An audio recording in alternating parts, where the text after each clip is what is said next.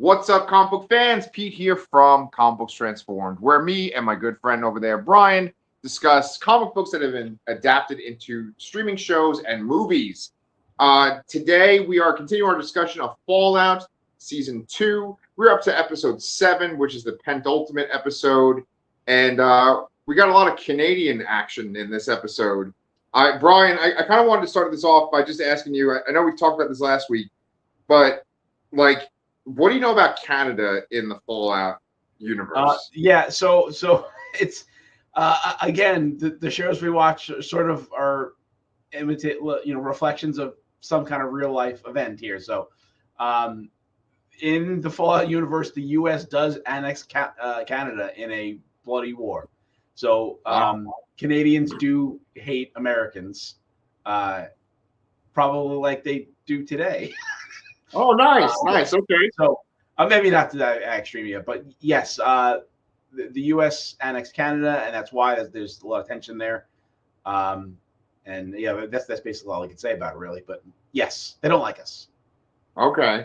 And so we see Stephanie, and I'm assuming her mother, and they are trying to cross the border to get into the United States. And I'm assuming, I might be completely wrong, but I'm assuming that they sort of know that there's going to be this big nuclear war, and they feel like in the United States they could survive it. That was my take.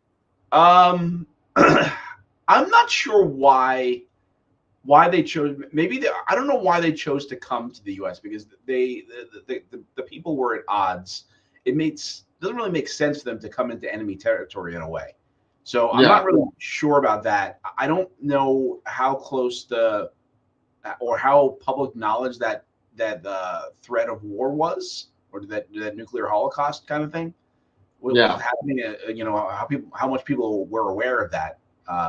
So I don't know why, other than maybe she had some mission or intentions to sabotage, because obviously she comes here with the intent of getting involved in some high-ranking company to do something, to spy on someone, to sabotage. We're not really sure exactly what yet, but she made her mom made it very clear that they're not people, they're Americans.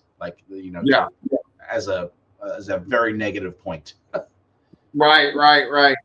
Well, you know what? We do this thing where we kind of break the episode down by each character's story. Why don't we just kind of take this Stephanie thread and run with it? So we actually see Stephanie in the past in Cooper's flashbacks, and then we see Stephanie in the present as well. In the past, we see where she interacts with Coop.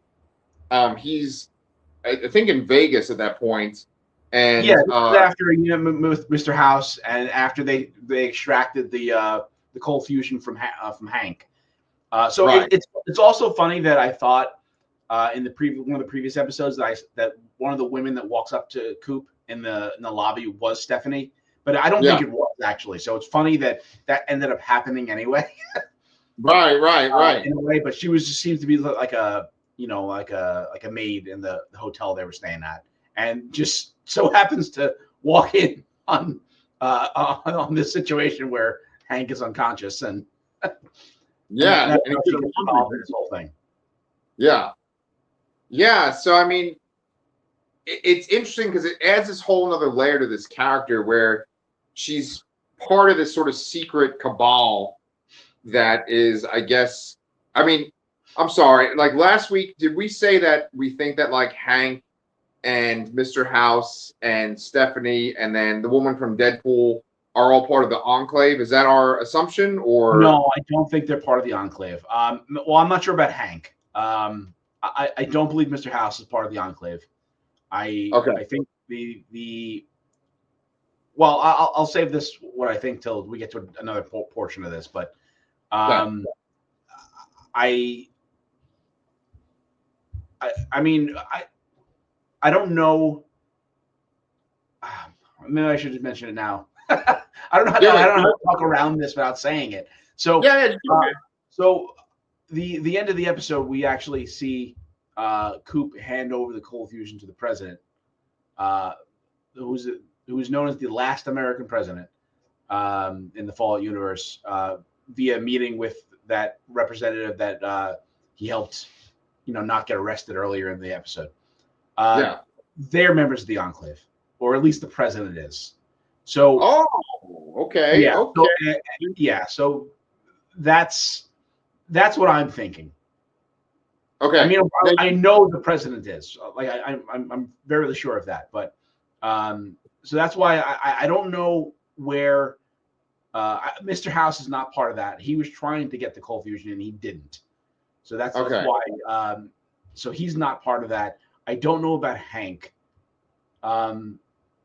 because he just seems like he's clearly working for somebody else. Right. And initially he was trying to contact someone. We thought that was Mr. House. It was. I don't think it was supposed to be that. So I don't know who he was trying to contact. He's probably working with them, so he may be part of the Enclave. And I'm not sure about Stephanie or if Hank even knows what Stephanie's deal is or not. Like, was she honest with him? Is she still undercover in the sense? Yeah.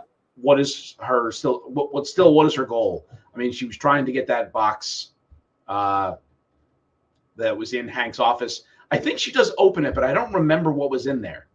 Do you? I don't think they show the contents. Okay. I don't think so. It says like property of Hank McLean on it. Yeah. And then the woman from Deadpool like kind of confronts her, and she's like, "Okay, I did my part of the bargain. I want like 50% of the water from your vault diverted to our vault." And then Stephanie kind of says this ominous line of, well, I guaranteed you the water, but I can't guarantee what's going to happen in the future. Because the other woman, it seems like she sort of changed her tune at this point, and that she just wants to take care of the people in her vault. And Stephanie's implying that like maybe something sinister is going to happen to them in the future.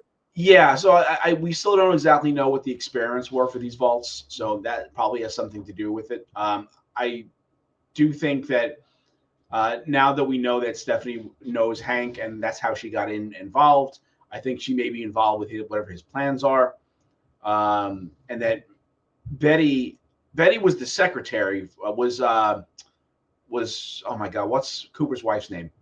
Oh shit! Okay. Cooper's wife's name. Not she Donna. Was like the secretary for her. So maybe she's more on that side, even though she was a Vault Tech executive and was part of this there. So Betty may be on the up and up, and she may literally just care about the survival of her people.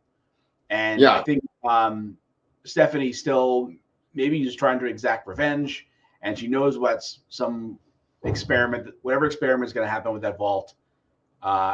Maybe they're exposing people to the FEV, the forced evolutionary virus. I don't know. And then she could still be taking revenge, and that's why she needs Hank's stuff. Now, whether Hank knows that or not, I don't know. Wow. Okay. This show is definitely like getting much more complex. Yes, it definitely is. And I really wish I knew all this stuff better. I was reading a lot because I had so many questions after this episode, and I came up with on a short notice. Right. Well, if we're continuing with her story and talking about what happens, I feel kind of bad because the guy from Severance, he's dead. Woody's dead, or at least and he can't see anything. Right. So I mean, I kind of do wonder what she could have done with the body. Like, I mean, did she put the whole body down the garbage disposal? Like, yeah. Who knows, man? I don't think that would fit completely. He's a pretty big dude, yeah. And so, like, Chet finds the glasses. He decides to kind of destroy them and put them in there. Then we get up to the wedding ceremony between Stephanie and Chet, and it kind of went back and forth where I thought that people weren't going to believe him and he was going to get in trouble and he was going to get married to her, to like full on, he reveals everything about her and then she just runs away. Yeah, I think him showing the ID card kind of sealed the deal there because he was very kind of hesitant about it, and I think he wasn't sure what he was going to do even up until that moment because even when he finds the glasses, he puts them back down the disposal, and he doesn't keep them as evidence. He probably should have if he was smart and if he was really committed to it. But I think in that moment, the fact that she kind of didn't, like, he asked her like, "Oh, we're getting married tomorrow, huh?" And she kind of just doesn't even answer him. Right. I think he still wasn't sure what he was doing up until the last second. Oh yeah, and there's so many funny moments in that scene too. Like, first off, the one guy says, Vault Dweller Chet, do you take Stephanie to be your lawfully wedded wife? And he says no. And the guy just like keeps going as if he said yes, which that was funny. Then he says, I put his glasses back down the disposal. So I kind of thought they were going to turn on him and act like he didn't know what he was talking about. But then he keeps going and he whips out her ID and he's like, and she's Canadian. And everyone's like, oh, and they're like, yeah. That was really funny, yeah. Yeah. But what's interesting about the show, there's one episode left of the season. There's like so many plates that are spinning right now that so many different things could happen. I mean, there's at least 6 different story arcs going on besides our main character story arcs. Yeah, I agree with you there. And I think some of the plot lines we're not even going to see finished yet. Like I don't think we're seeing the Brotherhood again this season. Yeah, I did see. I did watch the next coming up the next episode preview, and yeah, we do see the Legion again in the next episode. So that should be interesting how they can work that in. But I don't know. I just don't know what's going to happen because there's also that super mutant thread. Like I don't know where that's going to pick up because it just doesn't seem like there's going to be time for all this stuff. I 100% agree. I don't think they're going to resolve everything. I think that they're planting seeds for future seasons. What I was saying, we could kind of take that Legion thing that you just mentioned and kind of go into Lucy's story now. But I also just want to point out that, like, this season, they really have, like, played up the NCR and the Legion and, like, just kind of talking about how important they are. And I feel like those are sort of like secondary factions besides like the Vault stuff that we see all the time, and then also the Brotherhood of Steel. So, but I feel like this season they're really like, yeah, the NCR is important. The Legion, they mentioned the Legion a lot this episode. Yeah, they do. Although it's I feel like it's more like they're using them as an example to say like this is why I want to control. Hank is saying this is why I want to control everybody because these guys are idiots, basically. Yeah. Right.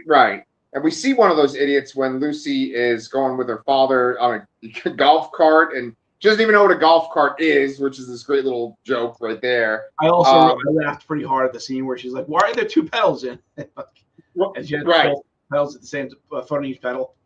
Right. And as they're going through their tour, like this one guy's like, "Be careful! I just mopped or something," and he was the Centurion from the Legion that was beating up the NCR guy. Then we see the NCR guy, which is Uncle whatever from Rico. Uncle Rico, thank you, from Napoleon Dynamite. And there's a really great moment where she asks him, "Do you remember seeing me?" And he doesn't really respond, but he doesn't have this reaction like, "Oh, I'm starting to remember things." It seems like he's completely gone. I thought there might have been an inkling of it because he does sort of pause a little bit, like it was like a struggling, like there was some kind of faint reminder. But it wasn't going to fully come through, I don't think. Right. Like maybe there's something there, but it's like seems like his personality's gone for the most part. Like Hank explains what that remote does, and we've seen that remote used multiple times this season. But he's basically saying that like if you turn it this way, you give them amnesia, you like remove parts of their memory, and then you replace it with this programming. Now I feel like at the end of this storyline for this episode, we see, I guess, what is making the programming. But to me, that source was like even more of a confusing reveal. I'm like, what? Okay, so the only thing that I know about that, I mean, obviously it's the senator lady. It's her. Yeah. Acting is kind of like a mainframe for this in a way.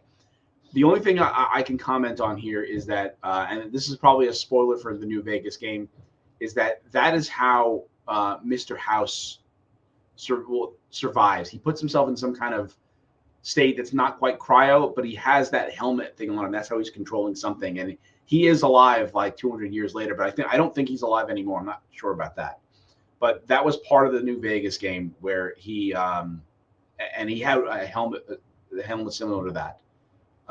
And whatever process he used to keep himself alive. So I think that's what's going on there. But Okay. how that works, I don't exactly know. Yeah, I guess the part that was so confusing to me is why is that woman the template, the Um, source? I think I think she was just a body, and I think maybe that might have something that may have happened to her. Sinister may have happened to her shortly after that handoff ride with the president. Because I Yeah. don't necessarily think she was. She still may have been genuine. She may have not been part of the enclave, but like the president is, but she may not Yeah. have been. Okay. Okay. Okay. Okay. So there's never been no, wait, no, this is getting actually pretty fucking confusing. So Mr. House obviously is connected to those chips and controlling people because that's the very first scene in the season is Yeah, him controlling that guy. So like he's a part of that plan. You're led to believe that Kyle MacLachlan was leaving a message for him when Kyle MacLachlan first goes in that vault. He's like, I'm in your old stomping grounds. I'm going to continue the work. You're going to like beg for me to work with you or to continue your progress. So you think it's Mr. House, but you're kind of implying that he might not be connected to him. I mean, it maybe it is Mr. House, but I do think that Mr. House is not there. I think that Mr. House only exists on that computer that we see Right. after Hank turns on that machine in his old office. So I don't Right. think Mr. House is physically alive anymore, and I think that's all that's left of him. Right. And that's a very like Arnim Zola kind of thing for him to be like a face on a green screen like that. I was getting that Winter Soldier vibe from that. Yeah. So where we're seeing him with the ghoul, I mean, they did this really excellent montage. We can talk about this when we go into the ghoul stuff, but like there was this great montage where it was like Cooper flashback, ghoul in the present day, Lucy in the present day, like all kind of culminated into this one kind of moment where she's finding out about that woman whose head is connected to everything, and then he is essentially like getting in contact with Mr. House. Yes. And I, he says this one line to Thaddeus and to Maximus where he's like, if you want this really good person to have access to this thing, I need to give it to a really bad person.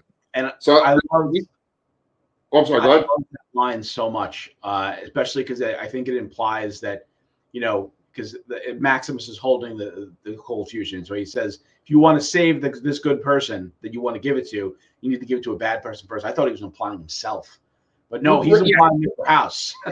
Right. I had the exact same thought process too. Yeah. So I mean, it is a little confusing. Like I really could use a YouTube video where they're like, this person's in this faction, this person's working with this person, and I'm sure that those videos exist. They definitely will be there after next week's episode. Yeah. But I'm still like, I'm just wondering why that woman. I do kind of agree with you, Brian, that it's like it's probably that she was like the available person, and maybe they did that in a state of like, oh, we need to do this, we need to act now, right? Yeah.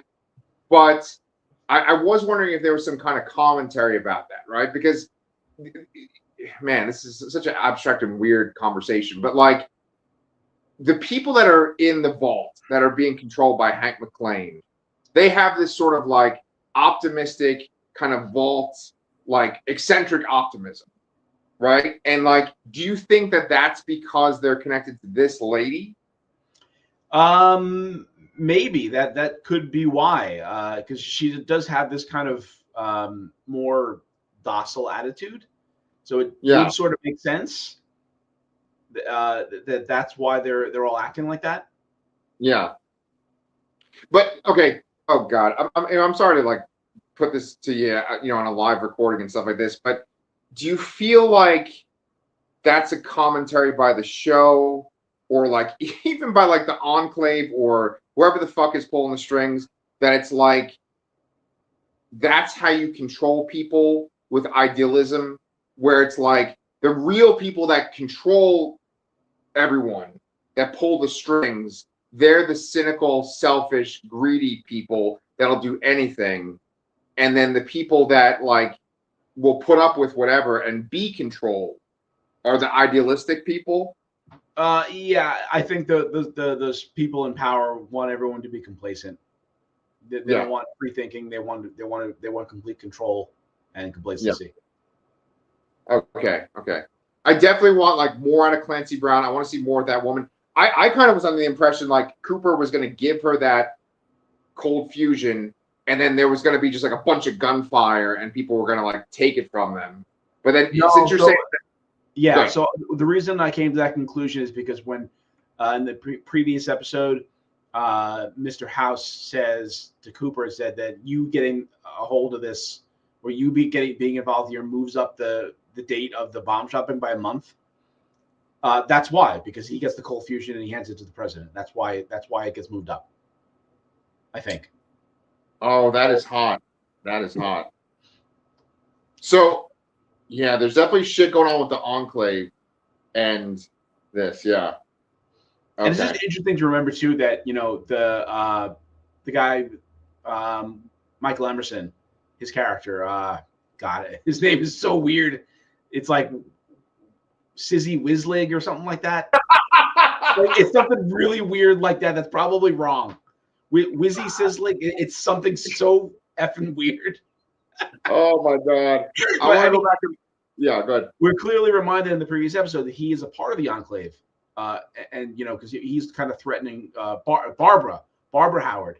That's her wife. That's his wife. Barb. But he at some point he defects, and that's where we meet him in the first season, and he's defecting from the Enclave and giving the cold fusion to the NCR, which is Moldaver. Yeah, man, the cold fusion is such a fucking MacGuffin for this show. Yeah, it's like the One Ring. It's which is funny. I'm pretty sure that one of the Infinity Stones in the MCU kind of resembles it, and I think has been used as like a power source. Like, didn't they use the Tesseract or whatever as like a power source? I'm pretty sure they did. Yeah. Yeah, like in Captain Marvel, I think they do. Yeah. So, okay, all right. Well, we'll get some clarity on a few of these different threads next week, hopefully. But, while we're discussing the show, do you want to do like Cooper and the Ghoul? Or do you want to do, I guess you could do Cooper and the Ghoul and Maximus all together for this one. Yeah. So they're kind of starting off their journey. They're going to go get loaded up so they can go fight the Deathclaws. We do get that great line from Cooper about the, giving the good thing to a bad person. And it kind of illustrates that some, doing the good thing isn't always the best thing. And a bad person, good people can do bad actions, bad people can do good actions, sort of. Right. Like, I really like that they're illustrating that. Right. And they go to like gear up, and they have an old NCR power armor, which looks really cool. I really love that when they're walking through Vegas to get where the Deathclaws are, that everyone's like, "Oh my god, the NCR!" and everyone's like kind of lining up like it's like a celebrity sort of. I thought that was kind of cool to see. Like that as well. And then, and this is what I texted you about that I guess was a spoiler. As they get there, they're trying to give Thaddeus a role in the plan they're about to enact, and his arm falls off. And a week, maybe it was last week, maybe it was 2 weeks ago, you asked me what a centaur was, and that's what I think is going on there. So centaurs are really messed up looking. And they are some kind of offshoot of the forced evolutionary virus.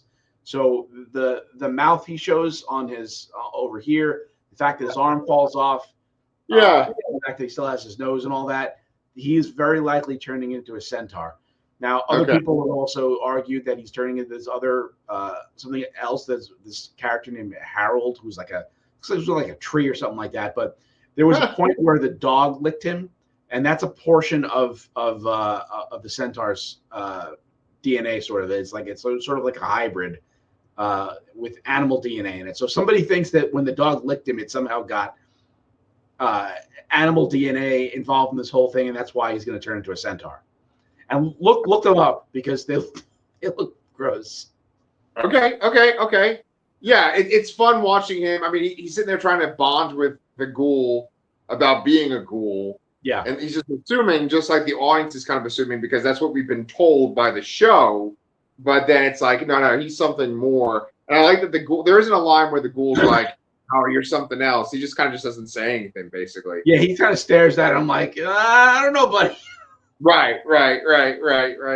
So with the ghoul, I was going to ask you the armor that they uncover. That's kind of a more like earlier version of the armor that you see in like earlier Fallout games, right? And then the armor looks more like the Brotherhood of Steel armor, like later on. I'm not exactly sure. I'm assuming it's an older version. I didn't really see any like ID numbers on it or model numbers or whatever. Yeah. I don't remember ever wearing an armor like that in any of the games. Okay. I think the ones I typically remember are more so like the ones you saw with the Brotherhood of Steel. Okay. I could have sworn that I've seen. I mean, I know when you play Fallout Shelter, there are characters that look like they have that sort of like, I guess, World War I kind of like gas mask look. And so I was thinking that was what it was sort of. At least the helmet looked like that. The rest of the armor looked like even the cover of New Vegas has a helmet that looks more like that, I believe. But I don't know much about that particular version of the power armor, but I assume it's older, because based on how all the cobwebs there on it. Yeah. So what's interesting, right, is that Mr. House he uses this device to kind of try to predict the future, and he's saying that he thinks that the future might be somehow connected to death claws, and then we see that death claws are like protecting the building that the machine. Like he's in this machine essentially, and they're protecting that building, whether voluntarily or not. They're like between the rest of the people in that building. So the ghoul and Maximus have to get by them, and we get a full on, power armor, Deathclaw fight. Yeah, this is pretty awesome, and you can definitely tell that the Deathclaws are practical effects here, with all the blood pouring out everywhere. Right. And it looks really cool. I mean, it's interesting because it's really like in slow motion because the power armor, and because the practical effects mean there's a guy in a suit in both cases here, so it has to probably move a little slower than we're probably used to from CG fight scenes and other shows and movies. But I thought it was awesome. No, I thought it was awesome, especially when Maximus cuts the Deathclaw's head, not off like completely, but almost off. Yeah, almost completely off. He's like an elbow move. Yeah. Yeah, that was great. And so, like, he gets knocked out of that area that they're penned in, and then I guess they're like coming out right now to fight him some more, right? Yes, it looks like it. Yeah. So, and he struggled with one there, and there was at least 3 more coming out. So, I imagine the people around are maybe going to lend a hand in some capacity, or at least I hope so. Yeah. Or they're going to just run the fuck away. Maybe Thaddeus will help out in some way. Yeah, maybe he'll finally figure out how to fire the rifle with one hand. Right. And fucking Cooper had one of those guns. I've had one of those guns in Fallout Shelter. Yes. What is it called? I don't remember what it's called. It's not a rail gun. Rail guns are big. Yeah. I did remember that weapon. It shoots these kind of like electricity like blasts or something. Yeah. But I can't remember what it's called. Yeah. So let's see. I'm just trying to think. I think we actually might have covered every point. Is there anything else that you wanted to add?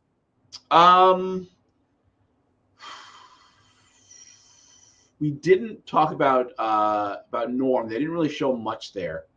That's a good point. We didn't do that. But it's just really his friend, the girl he made friends with, let him go, and that's kind of all we saw. So I imagine we'll get some resolution to that in the next episode. Yeah. There, he does try to contact Lucy over that radio, and we do see that that base in Vegas can hear that radio he's talking to from, but nobody was there. So, but they seem to be further away. Right. I would think. So I don't know. I don't know how he gets saved, to be honest.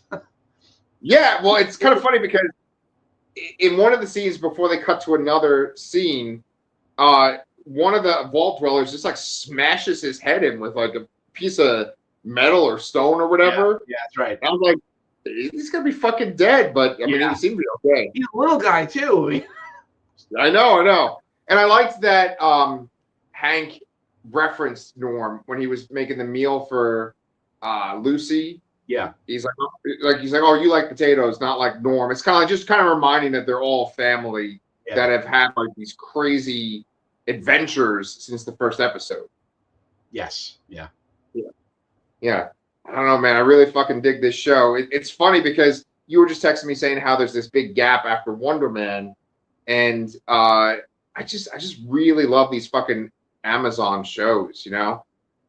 Well, we have another one in March with Invincible season 4. So Yes, and then the boys in April. Oh, nice. Well, I have been watching Vox Machina, you know, based on your suggestion. I'm almost done with the 3rd season. Nice. So. The 4th season comes out in a few months too. But the thing is, this is the problem I have with covering a show like that is that the thing I like that we do is that we sort of have some kind of knowledge of the version of the thing that is adapted is about, and we offer some kind of insight there.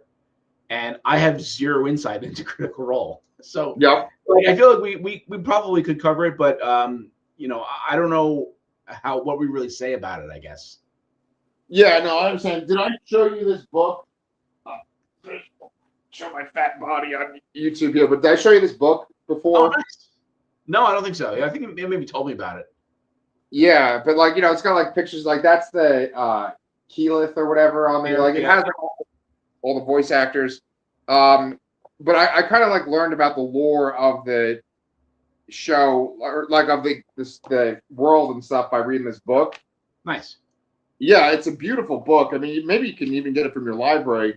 But I know that like they also made another show which is based on their other campaign called The Mighty Nine. Yeah, and I like Mighty Nine a lot. I think I like the Mighty Nine season 1 better than I like the Vox Machina season 1.